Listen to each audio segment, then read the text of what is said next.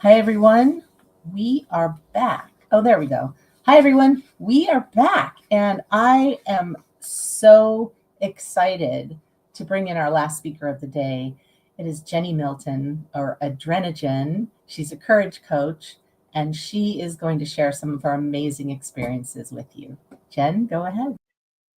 Thank you so much, Lisa. Hi, everybody.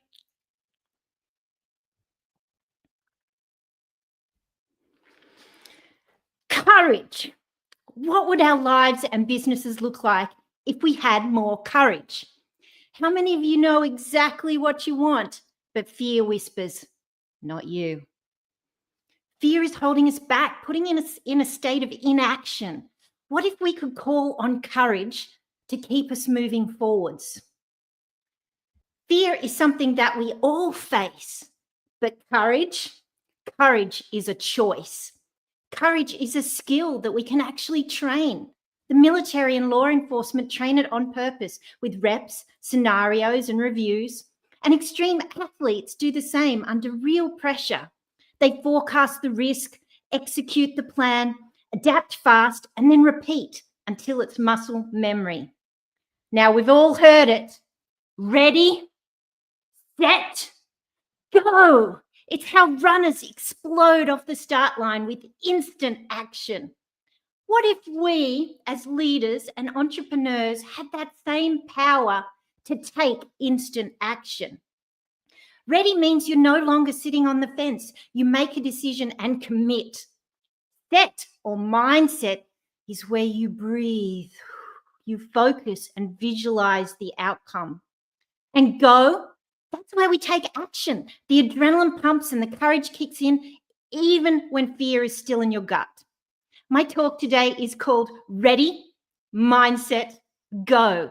In this talk, you'll learn how to face fear with courage, shift your mindset under real pressure, and take bold action even when the storm feels strong.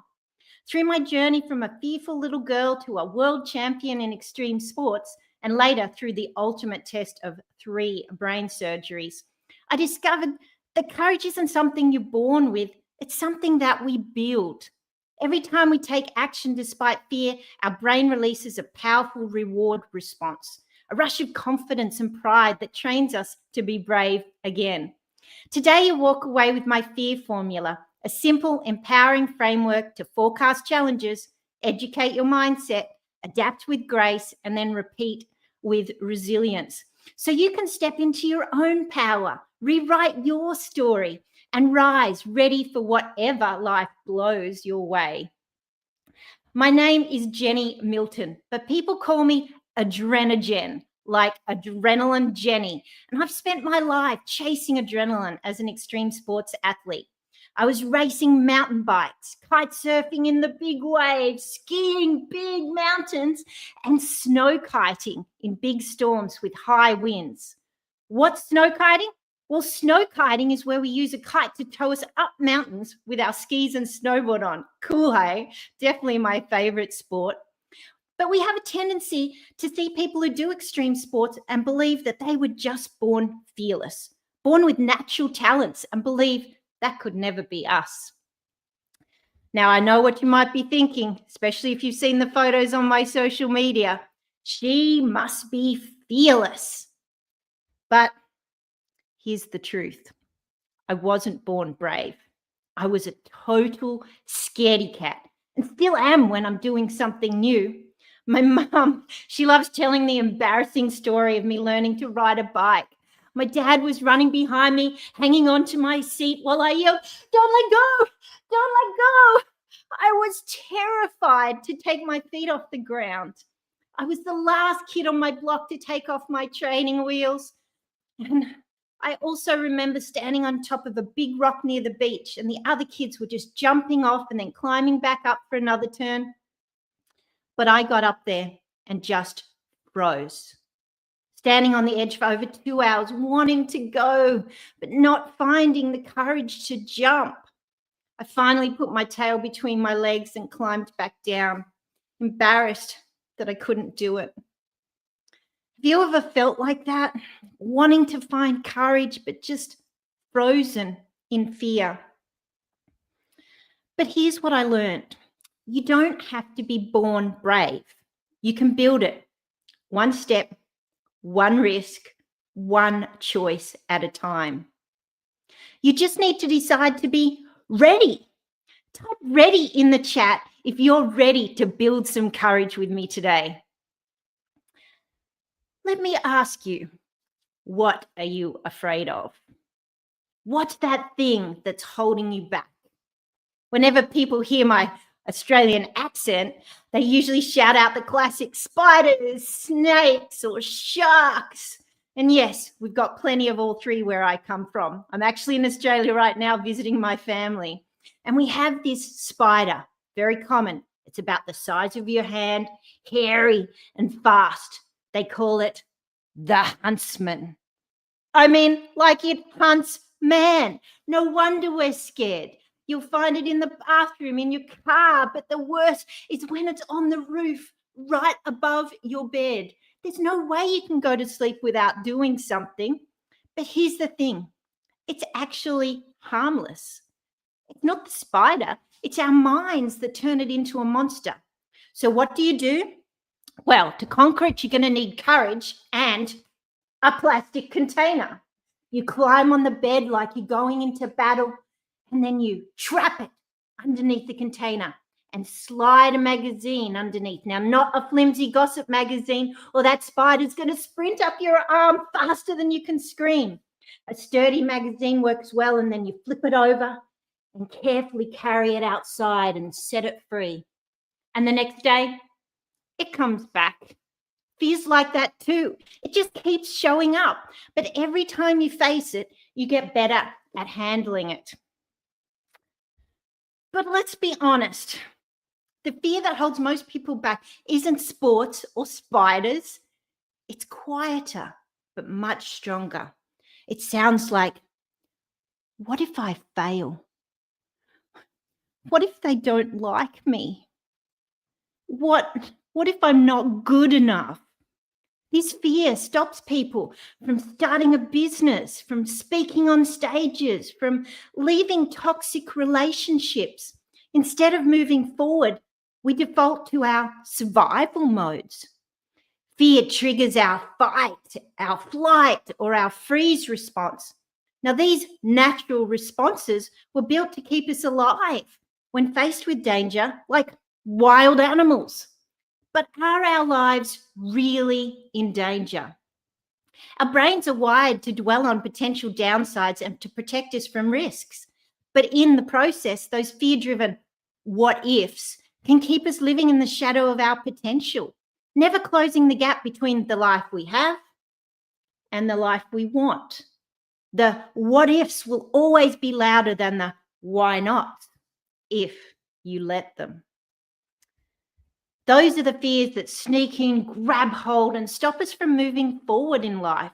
So what's your shark? What's the thing that's been circling you and keeping you from jumping in? Dun, dun, dun, dun. Dun, dun, dun, dun. Now, take a deep breath and think of one fear that has kept you from a step you know you need to take. Name your shark. You can't manage a risk that you refuse to name. Fear isn't the end. It's actually the starting line. Let me tell you a story of when I discovered what real fear actually feels like. It gave me contrast between primal and perceived fear. I was in Kaktovik, Alaska, a remote native village known as the polar bear capital of the world. I was excited to see a polar bear, but the locals said I wouldn't see one in May. They'd be far out on the sea ice. But one evening, I was flying my small blue kite and watching the sun set at midnight, a magic moment. And suddenly my friend yelled, "Bear!" I turned and I saw a polar bear charging right towards me. Now, I'd read all the signs multiple times.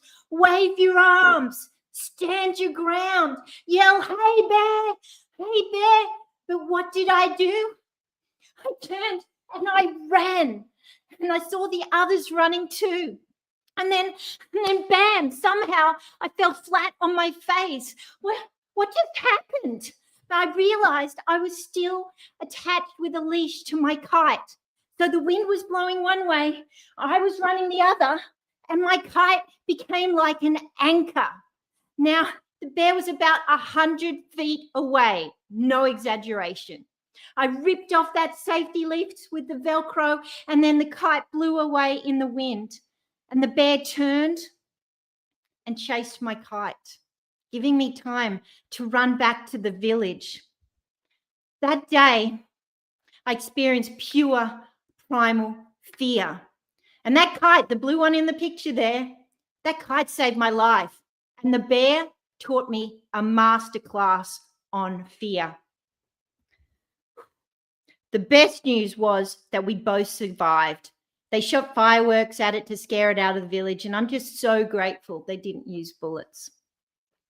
So ask your fear, danger or destiny? How do we train for fear and build our courage? Well, for me and many others, ski resorts become the classroom for courage. Are you a skier or a snowboarder, or ever had a desire to learn? Well, we start on the green runs. They're barely sloped, but still scary when you're learning. It doesn't take long once you learn how to do a snowplow, which slows you down, that your confidence builds. And then you graduate to the blue runs. They're much steeper, and fear comes back with a vengeance until we learn to control our speed by doing turns. And then confidence builds once again. After that, we take the chairlift all the way to the top, the black diamond runs, steep and intimidating, terrifying with moguls, that's bumps, and other people skiing past at fast speed. Run after run, eventually black runs become fun, and we end up forecasting every powder day of the season until we start dreaming bigger once again. I remember watching a ski film of people shredding massive peaks in Alaska, powder flying over their heads, leaving beautiful tracks down the mountain. And a friend said to me, "Wow, they're fearless. I could never do that." And out of nowhere, I said the words, "I'm going to do that one day."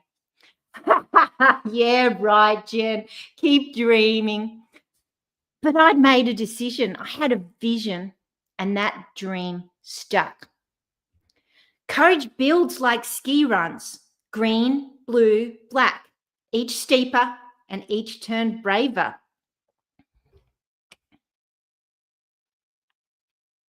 Now, there was a time in my life when I had everything that looked like success. The house, the pool, the business, even the shiny sports car in the driveway. But inside, I was drowning. Diagnosed with clinical depression, I was terrified of the thoughts in my head, afraid that one day I might actually act upon them. Add to that the shame, the self-loathing, and the belief that I was unlovable. Maybe you've never been in that exact place, but I'm willing to bet that you know what it feels like, or know somebody who does. I did everything they told me, the therapy, the support groups, medication, but nothing seemed to help. It went on for years. And then something unexpected happened. Remember that dream? Well, I took a trip to Alaska for my 30th birthday to go heli skiing. A dream come true for any advanced skier, including me. The mountains were incredible, and the skiing was world class.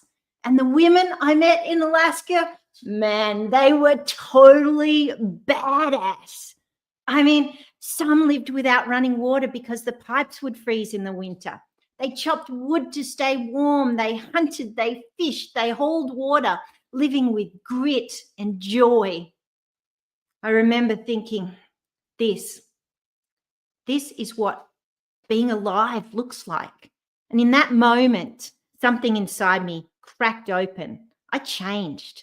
I realized I was living a life designed by everyone else, the house, the car, the business. None of it was mine. It was a costume, a prison dressed as success. So I made the biggest, most courageous decision of my life. I walked away from it all. It took 2 years, but I sold nearly everything. Then in spring 2002, I flew from Australia all the way to Seattle with my snowboard, mountain bike, and kite in a box. I bought an RV and drove it north to Alaska, solo, with a bucket list of all the wild things I wanted to do. Was it scary? Yeah.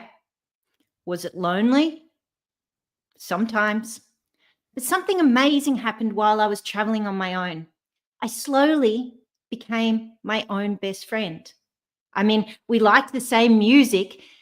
Elton John, Tiny Dancer, started off every day behind the wheel. We enjoyed doing the same adventures. We skied remote mountains with no names. We parked under the northern lights, and we saw polar bears in the wild for the very first time. And I found joy. Not the surface kind, the soul deep kind that you earn by rebuilding yourself from the ground up. And for the first time ever, I started to love the woman that I was becoming. Eventually, I found myself back at that heli ski operation again, parked in my RV at the base of the mountains. Now, I was living with no heat at night because it would kill the battery and I'd run out of propane. There was no running water and I had no regrets. That badass woman was now me. And that's where I met Steve, a backcountry heli ski guide who shared my love for wind and snow. Together, we started flying kites on snow and getting towed backwards and forwards with our skis and our snowboards. Remember, it's called snow kiting. And when the helicopters couldn't fly, I started teaching other people to fly kites too. And that's how my new business was born.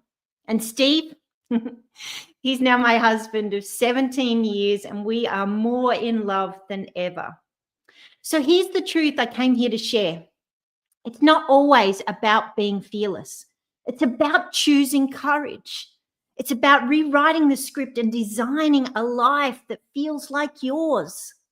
You don't have to sell everything and move to Alaska, but you do have to listen to that quiet voice that says, there's more than this.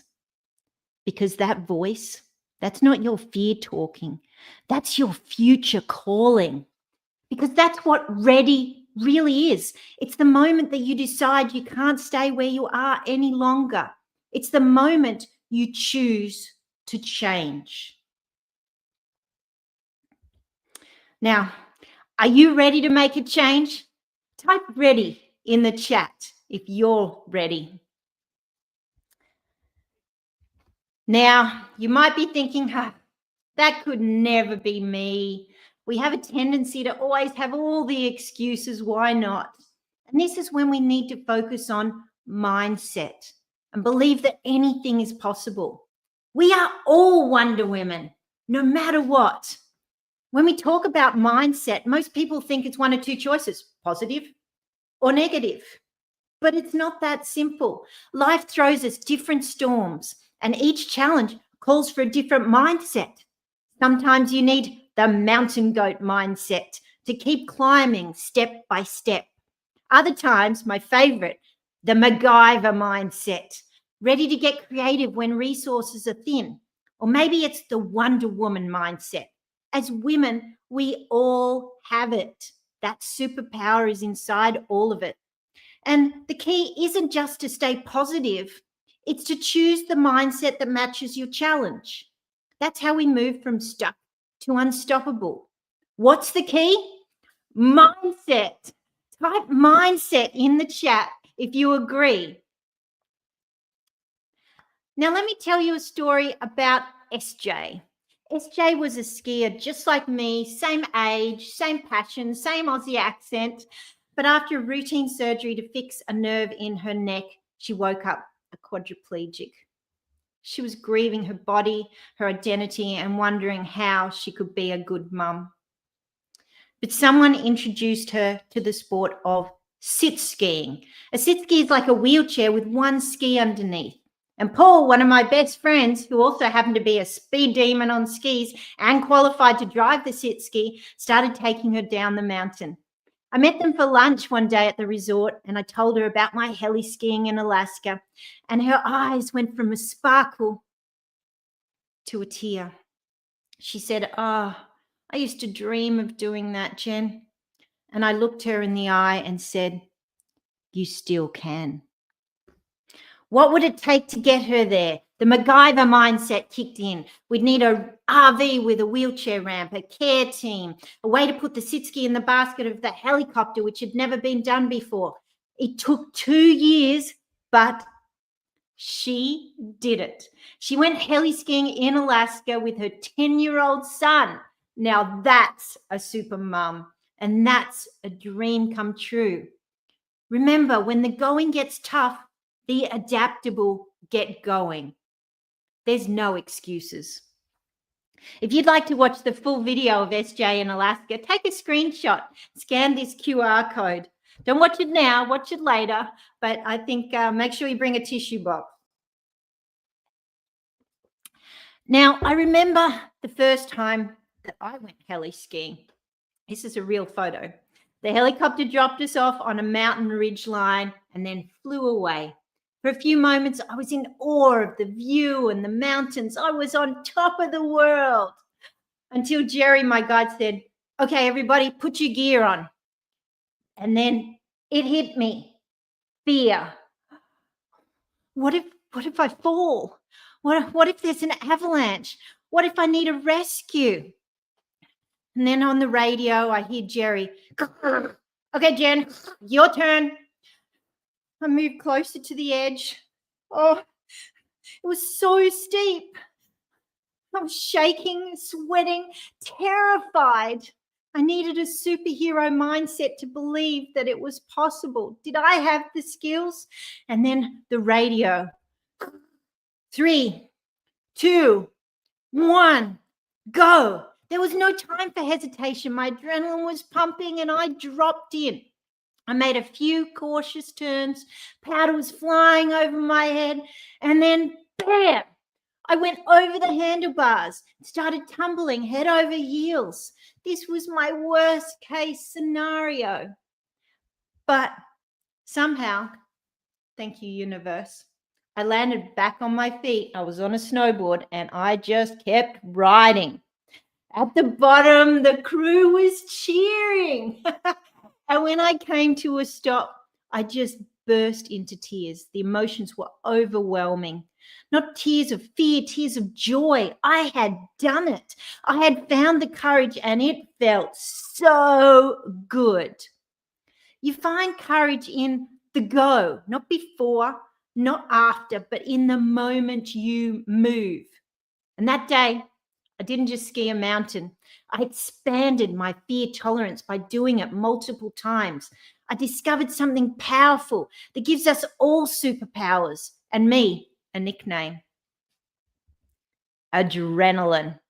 Adrenaline sharpened my focus and it boosted my strength. It didn't paralyze me, it powered me. Whether it's skiing a ridge or speaking on stage or building a business, adrenaline is our edge if we know how to use it. And that takes some practice. So when fear whispers, "Not you," adrenaline says, "Just watch me." Now, the other thing I learned was a countdown is a simple, powerful cue that flips your brain from hesitation into action. When you say 3, 2, 1, go, you create a tiny runway that interrupts the overthinking and replaces it with a clear command. Exactly how Jerry counted me in on that mountain. Our friend Mel Robbins, well, she has the 5-second rule, which works the same way. Count down from 5 and move before your mind talks you out of it. Use countdowns to beat procrastination. 5, 4, 3, open that laptop and type one sentence. To start a workout, 3, 2, 1, lace up and step outside. To send that email that you've been dreading, 5, 4, 3, click send. A countdown takes you from hesitation into action. It gives us our go. Type go in the chat if you're ready to take some action. Now, for me, life was going pretty well. I was living in Alaska, happily married and in love. I was skiing big mountains with courage and confidence, and it was overflowing into other areas of my life. I didn't realize that all of this was just training for what would happen next in my life. A few fears and years later, I started getting headaches, bad ones. After multiple scans, I got the news. Not one, not two, but 3 brain aneurysms, and one was so close to rupture. Did you know that 1 in 50 people have a brain aneurysm, and every 18 minutes one ruptures? That's over 30,000 ruptures per year, and many people do not survive. I searched the internet for a story of an athlete coming back to sport after brain surgery, and I couldn't find one. I was grieving my dreams, my goals. I was grieving my identity. I mean, how could I be adrenagen if I couldn't do my sports? I was devastated. The night before my surgery, fear just totally overwhelmed me. I was in fight. I was angry with the situation. I was in flight. I wanted to run away so bad. And I was in freeze, frozen on the bathroom floor, lying in a puddle of my own tears. And then back came the what ifs. What if I have a stroke? What if I need full-time care? What if I die? But I remembered what I teach my clients. Rather than focus on the what ifs, focus on the facts. And the facts are, I be brave, and I be strong, and I be lucky, and I be loved, and I be grateful. I am the storm. And I said it over and over and over again, hundreds of times, until that anesthesia put me to sleep. After the surgery, grateful to be alive, my husband came over and gave me a kiss on the cheek and handed me something special. It was a tiny kite made from tissue paper and toothpicks. There were still tubes in my arms and tears on my face, but I flew that kite over the bed. It made me smile. And that little spark of joy reminded me, I'm still here. I still have purpose. I can still fly kites, but they might be a bit smaller. And I remembered what Tony Robbins had once asked in some training. Is there more wisdom in the library or the graveyard? I didn't want to take my knowledge to the graveyard. I finally found a story, a guy who'd had his aneurysm fixed and gone on to ski his favorite mountain. That was the story that gave me hope. So I decided on that hospital bed right then and there, I'd share my story to give others hopes. I'd write a book. I'd speak on stages. I'd be a coach, not just of kites and skis, but of courage. Fast forward to today, I've written 2 children's books on courage, and I've co-authored 3 other bestsellers. I've also spoken at Columbia University on the stage and been interviewed on over 50 podcasts. And you know what? Speaking, especially on the stage, gives me that same adrenaline rush as a stormy snow kite session. I'm still adrenogen.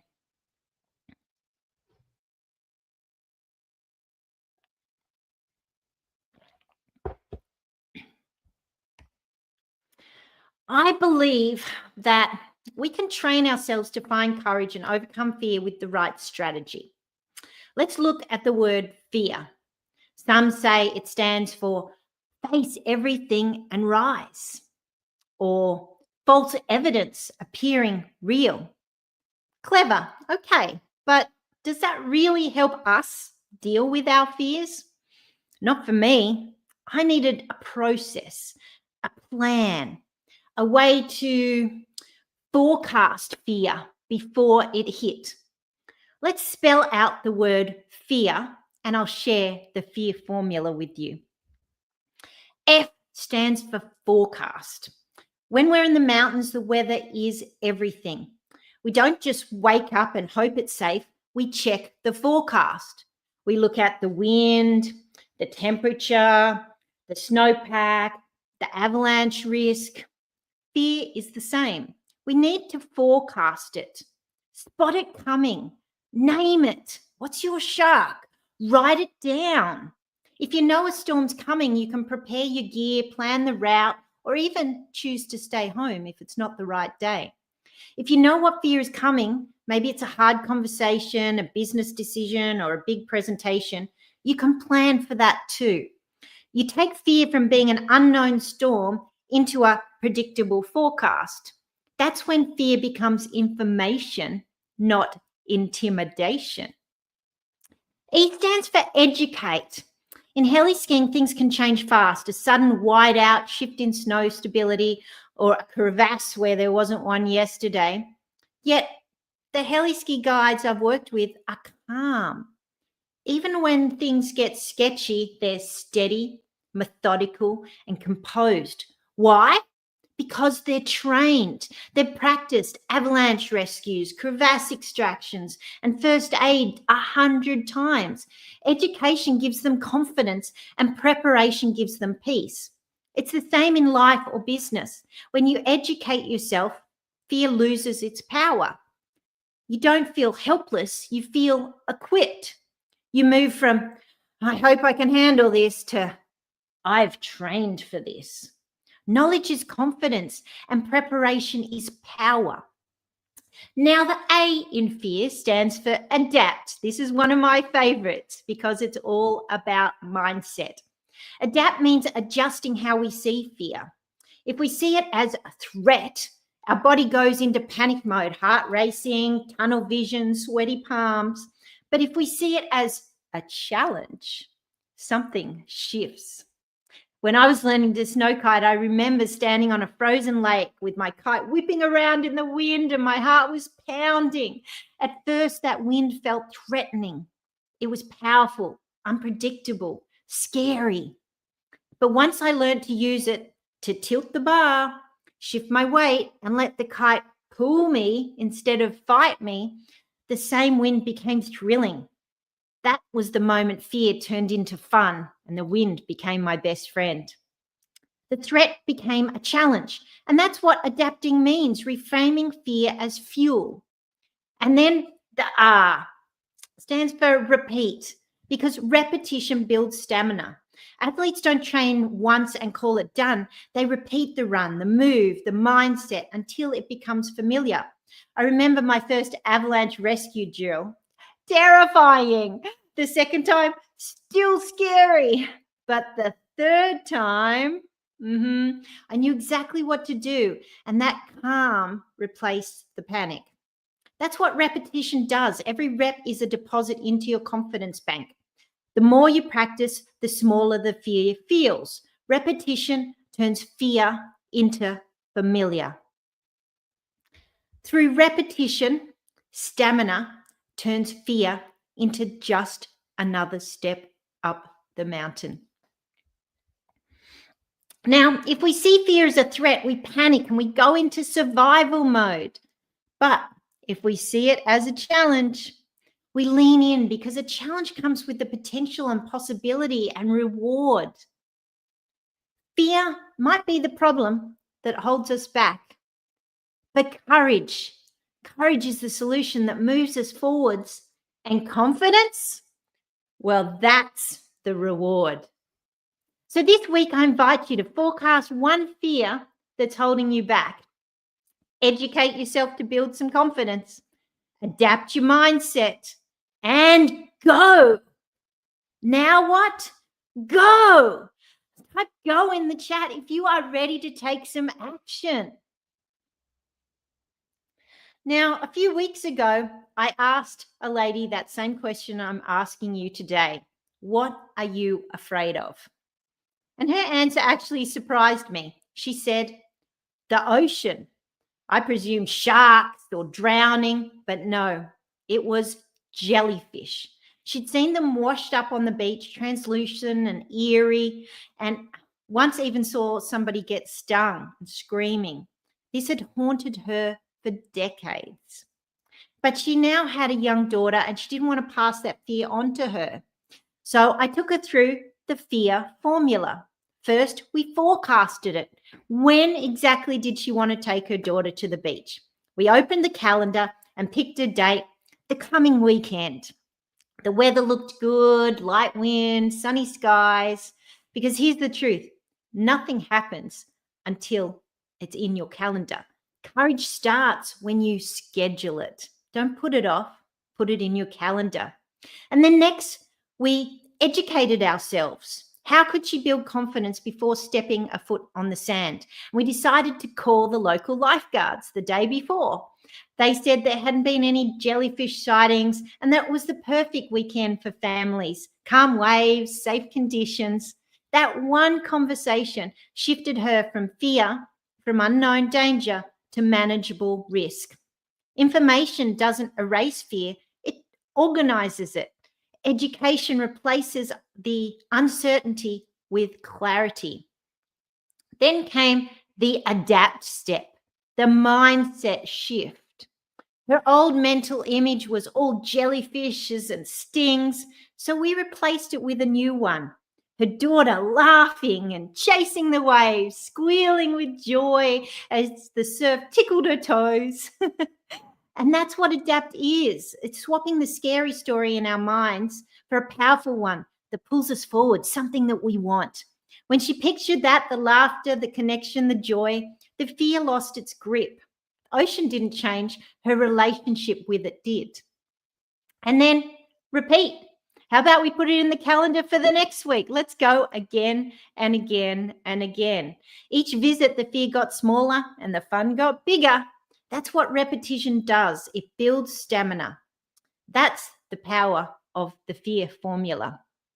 Forecast it, educate yourself, adapt your mindset, and then repeat until fear becomes freedom.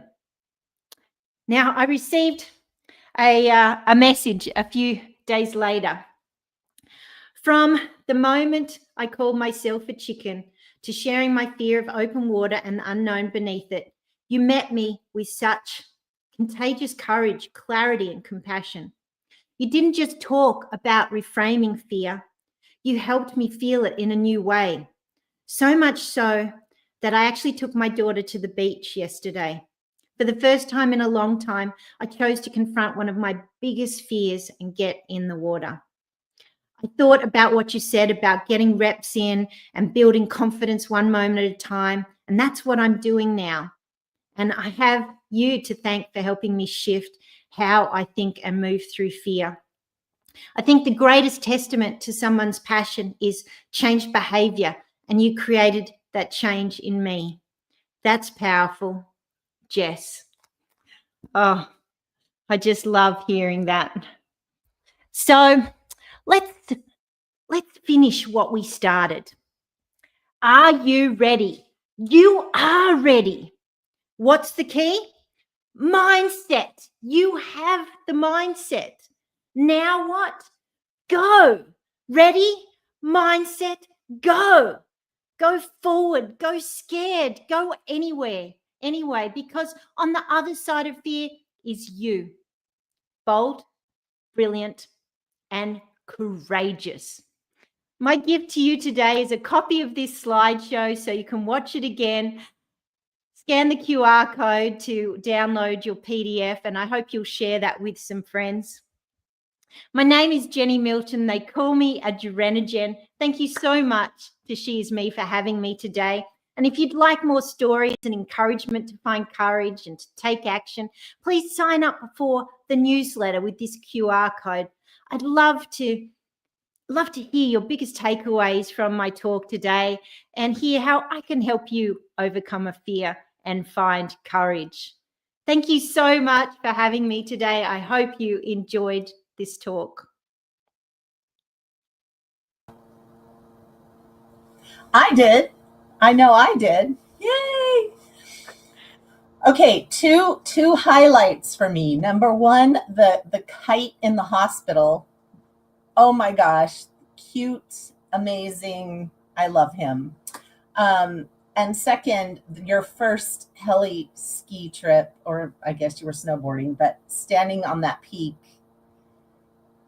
I just have to say the cortisol went shooting through my veins watching you stand up there because I watch skiing all the time. I watch skiing and snowboarding all the time, and I see these guys doing these amazing, down like Red Bull, amazing downhill. And I say no, and I ski, but I just watching you stand up there, and I was like,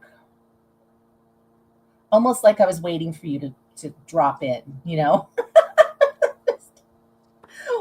that with like, oh, so brave, so amazing. Thank you so much. Oh, thank you so much for having me, Lisa. And I'm glad you enjoyed those stories. Many of those photographs were real that I was showing today. And I'm just so blessed to have had such an adventurous life. And when it looked like my life was coming to an end, I had to make sure that I shared these stories of adventures with others to give them hope. And thank you for giving me a chance to make that mission come true today. Well, thank you for coming here and bringing your amazing self and your stories and coming all the way from Australia. We appreciate you. And the polar bear and the you were tied to your kite. Oh my gosh. My heart was racing. Oh, mine too. mine too. I mean, how many Australians or how many people have been charged by a polar bear? I really had. I felt like the universe has gifted me these experiences in fear, and how do you get a master's in fear? Well, get charged by a polar bear, caught in an avalanche, and do some crazy stuff. But I'm excited to share that with people. And I'm a scaredy cat. I'm really a scaredy cat. I wasn't born brave, and so if I can do it, I believe anyone else can too. I have another friend in Australia, and she'll send me pictures of the huntsman spider in her house when they go into her house. I know, they're huge. What are you doing to me? Oh my gosh, yeah, they're huge. They're scary. My husband, who's American, is so afraid of spiders. I've grown up with them, so they don't tend to bug me too much these days. I'm the spider catcher in the family. Oh I yeah. know how to do that. Me as well. I am as well. But we don't have giant spiders. But we have giant mammals. So we have bears and elk and moose and lions. Yeah, you guys have got big, scary animals for sure. But I hope that some of the lessons I shared today are going to help people with their big, scary dreams. I mean, we have the bigger our dreams. They say if our dreams don't scare us, they're not big enough. Well, if our dreams scare us, we need to have that mindset to know how to overcome the fears in order to be successful and to make those dreams and those goals come true. Yes, thank you. Thank you so much, Jen. I really appreciate it. Thank you so much, and I'll look forward to the next time, Lisa. You'll see me again. Absolutely. Okay. Bye-bye. Thank you so We'll much. be right back with our we'll be right back with our panel on Project 2025.